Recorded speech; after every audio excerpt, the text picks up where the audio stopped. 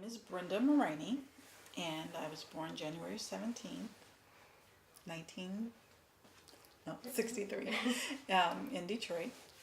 And I was born and raised in Detroit. I left for a couple of years after I graduated from U of M and moved to Washington, D.C. and came back, and so I've been here ever since then. I attended Cass Tech High School, and I was influenced to attend University of Michigan because one of my older sisters attended. She was there from 73 to 70, 74 to 77. And so that was a big influence on my decision to attend the university.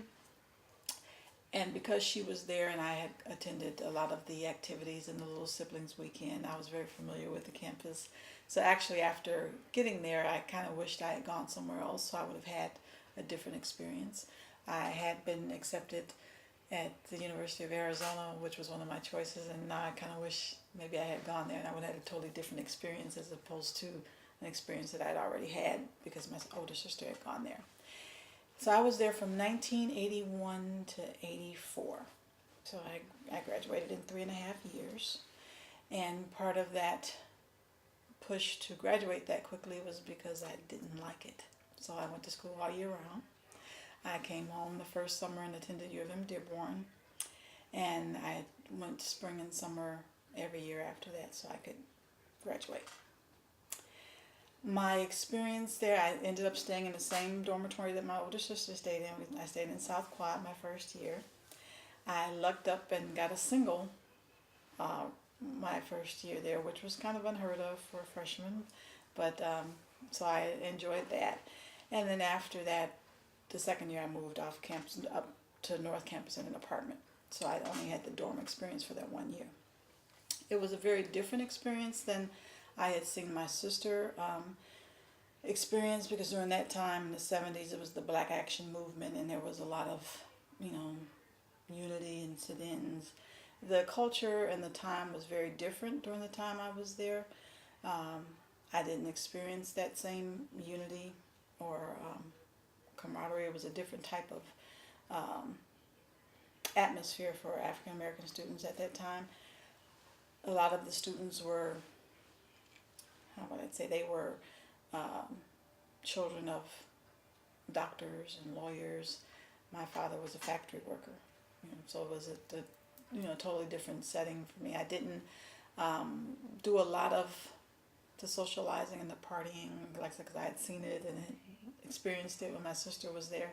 So I pretty much just focused on the educational part and didn't have a lot of positive experiences with that. My goal was to go to the business school, and unfortunately I didn't make the grades to get in. I had this one economics class that I just couldn't seem to get the B in. I kept getting a C, and so that prevented me from getting in. But as I was discussing those issues with my counselor at that time, I do not remember her name, pretty much I was told to either get my act together or go home.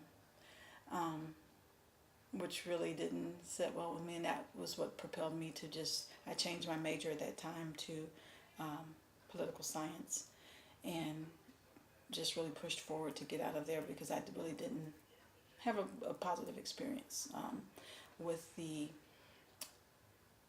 academic part of the school. I experienced a lot of situations where I would be the only African American in a class, and most times that seat next to me would be the last seat that someone would sit in. They'd fill up all the other seats around and that would be the last one that someone would sit in. So those little things I noticed, but I didn't say anything, I didn't take any action about it, but it did have an effect on my psyche and my experience with those years attending the University of Michigan. But needless to say, after graduation, I graduated in December of 84 and I moved on to DC for a couple of years and worked there and then came back here. But even despite my experience, my oldest daughter attended the University of Michigan and graduated from there as well. So I don't take away that it's a great school. Like I said, I just saw that there was a lot of issues for a lot of young kids when I was there. A lot of the African American students that I started with didn't finish they left for various reasons, for their academics. Um, so I don't know if the structure, I can say I do know, the structure was not very supportive of African American students at that time. And what I saw, and what my oldest daughter that attended, what she saw was a different culture altogether. Was more so a big influx of Asian population. So she stayed off campus. I think she stayed in a dorm the first 2 years, and I think maybe off campus the last couple of years. So her focus was more, she didn't have a great time there either. So, academically, it's a wonderful school. It has served me well. I get a lot of recognition and accolades for having attended and having graduated from there. But from a personal perspective, it was not that my college years were not the fun time that most people have in college.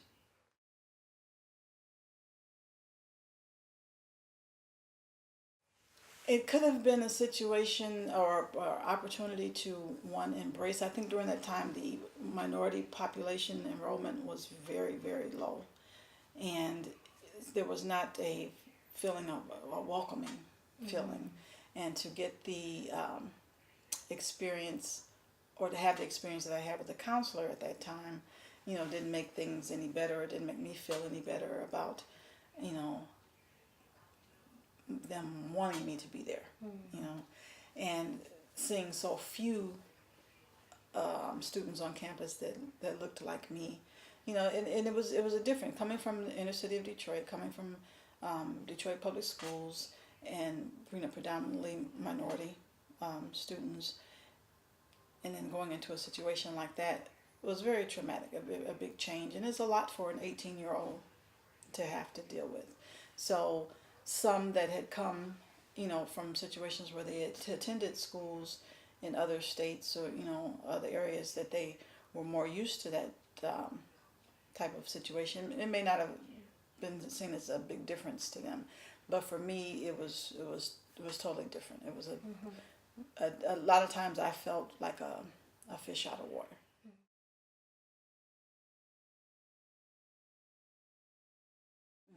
And it was just a different thing. She still felt that racial disconnect, and but the only difference being, instead of there being the at that time I was there, was pretty much, you would see the biggest racial groups were the African Americans and the Caucasians, where hers was more of the Asians, the Caucasians, and a very small group of African Americans.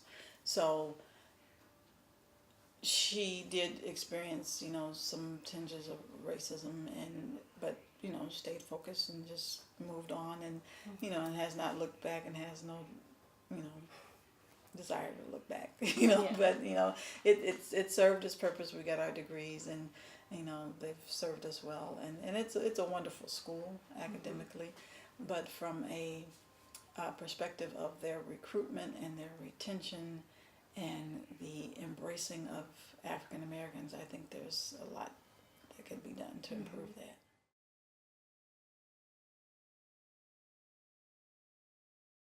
So, coming from that, being up there with my sister when there was the sit-ins and the Black Action movement and things, there was nothing going on at the time that I was there. It was just more so, I think if I could describe the atmosphere, then it was more of a socialism type thing, and when I came, it was more of an economical, situation. So it was two totally different, I think, mindsets and times.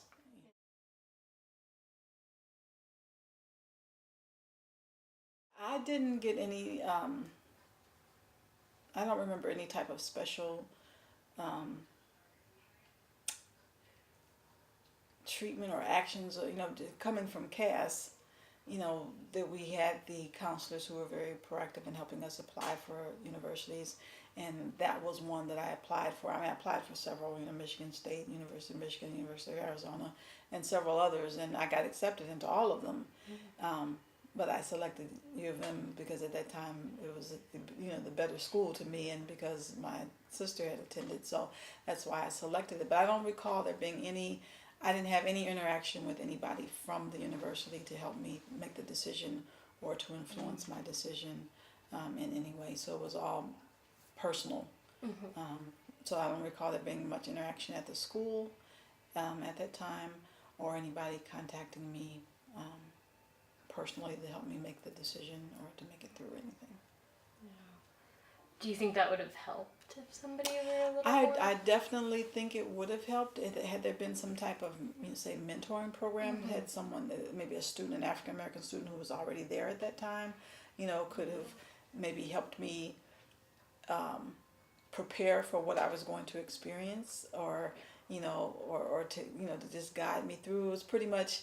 I remember when my dad took me up for orientation, and he dropped me off on that Friday, and I was on my own. He came back and picked me up on on Sunday. So there was no outreach from the university, and I know there are some programs like the Bridge program. I've heard about. I didn't have to. I wasn't selected for that program to attend, and there was no other than that someone being assigned to you at orientation to show you around campus. That's all that I can recall, and I know it's been quite a while ago, but but that's all I can remember in terms of the outreach from the university to do that.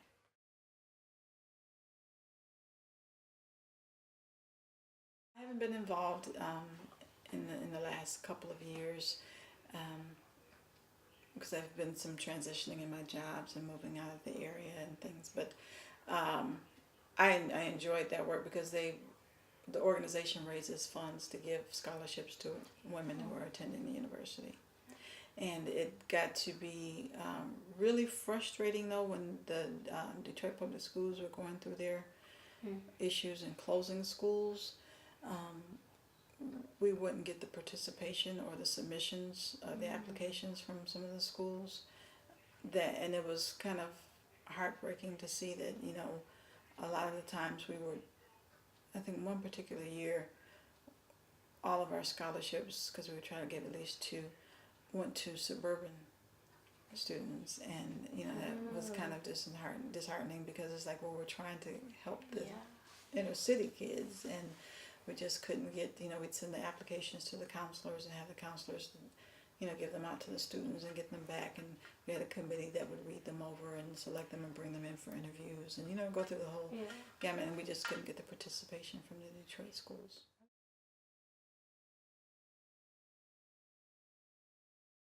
In the city. I mean, if it's possible, and I know, there are budget constraints and employee availability, but once there have been a lot of schools that have closed in Detroit, but there are a lot that are still open, and there are some charter schools that are still there. So I would say that if there could be some type of presence, during the second half of the school year, for those seniors, to when they're making those decisions, or even prior to. I mean, because a lot of them make the decision before then, or thinking about it. So whenever, I won't put any time constraints on when it could be done. But if there could be some type of presence in the schools, to let them know that the university is there, willing to welcome them, and there's some opportunity, because the first thing they're going to think of is, maybe they can't afford it, but, let them know there's some scholarships, and to, guide them in doing it. And that could necessarily be something that the counselors could do, but the counselors are so overworked, and, so you can't depend on the counselors, and we realized that when we were sending out the applications for the Detroit Association to give out the scholarships, that we couldn't just depend on the counselors to pass out the application. So, the counselors are there, and that's part of their job, but I don't think you can just depend on the counselors to say, hey, you should think about U of M. Yeah. Because I don't think that they're going to do that. So if there's any type of way that there could be some presence in the schools, to address the sophomores, the juniors, the seniors, as they're beginning to think about where they want to go, to let them know that, here's a great school, you're still in a good proximity to your home, so you're not going so far away where you're going to feel that you're all alone, and then here's some opportunities where you can apply for some scholarships, or, if you're, just to give them the information, because I just don't, I think that's, it was missing then. Yeah. And I don't know if it's still missing, because I've been removed from it for a while, and my daughter has graduated back in 2009, 8 or 9 or something. So, so and she didn't have that experience. So she graduated from Ferndale High School, and so she didn't have that. If it weren't for me and her auntie pushing her out, and finding scholarships and things out, she didn't get that type of support that she needed from the school either. So I think that if they could somehow have a presence in the schools to help these young people make the decision, or to find out what opportunities there are, it would probably help. And then some type of mentoring program, somebody that's there that can help them and be a friend to them when they get on campus, and not just turn them loose, because you got these 18-year-olds, 17, 18-year-olds, and you're turning them loose on campus, and and it's just not a very warm. I mean, it's a big place, so it's not going to be a warm. It's not like you're going to a small college or in a small setting. So it's a huge campus, and then when you're turning them loose, and then there's no one there to embrace them or make them feel comfortable, then I think that's when you get a lot of the disconnect, and maybe the transferring or the dropping out, or because they just don't feel the connection, because they're coming from an inner city school where they feel a part of the student body, and then they go, and there's just nothing. You don't see anybody that looks like you. You don't have anybody making you feel like they want you there, and so it's just a very difficult experience. Yeah.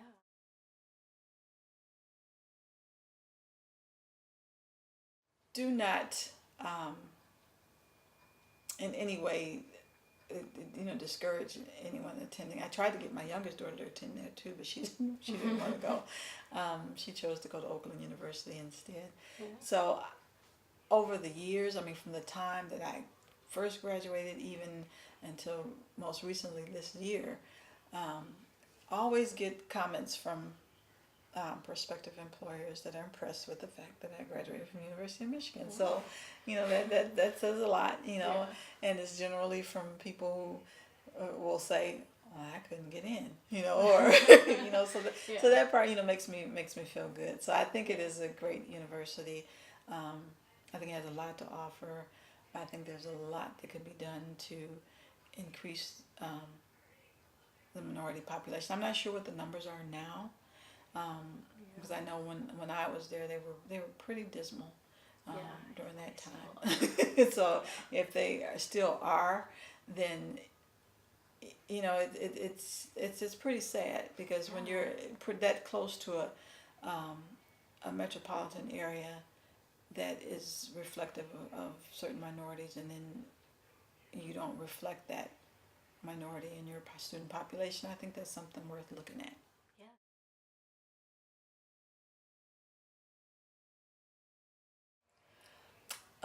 My advice would be to recognize, and I'm trying not to hear my daughter's voice in my head, because her experience with being saddled with all the student loans, and then having such a difficult time finding a job, so that's a totally different, I feel that. Right. So, and that's something that I didn't experience, because it did not cost anywhere near as much for me to attend as it did for her to attend, as it will be for anybody attending in the future. So I mean, that's something we have no control over, but I think the cost has just gotten totally out of control. I didn't have to take out a loan until my last year. So I made it through with grants and scholarships, and and it was very affordable. Now it's and I think they need to look at the fact, since it costs so much now, that, you know, definitely look at the value of it and to take advantage of it in every way possible to try and make it pay for itself. And unfortunately, that has not been the experience for my daughter, and it's you know, like the commercial where the guy's giving the commencement speech and he's telling them, you know, you're probably going to have to move back home and share a bathroom with those, you know, that's the reality for most college students right now, and that's pretty unfortunate all the way around. Yeah.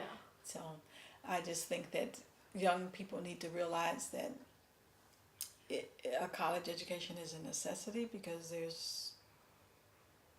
you have no other option right now. I mean, you know, so even though it may not